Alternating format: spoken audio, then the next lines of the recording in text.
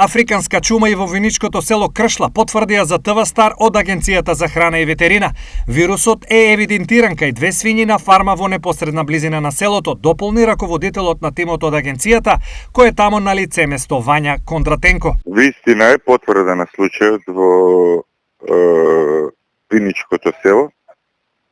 На терен сме сега во Виница и ќе се спроведат мерките што се пропишани. Ќе се уништат сите животни на таа фарма на заразените. Општинските власти на готов подготвени да соработуваат во сузбивање на африканската чума во овој реон. Ние како општина ќе ги преземеме сите неопходни мерки се со цел да не се шири оваа заразна болест, бидејќи во овој дел има голем број на приватни фарми.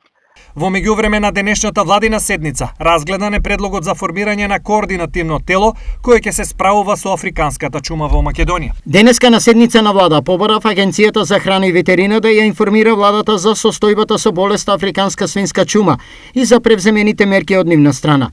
Поради сериозноста на ситуацијата, потенцирав итно мобилизирање на сите засегнати институции во справување со болеста, како интензивна координација и вклученост помеѓу државните институции, научната фела и свињарските фарми. Напише на својот Facebook профил министерот за земјоделство Љупчо Николовски. Пред неколку недели првите знаци на африканската чума се евидентираа во аторот на Македонска Каменица.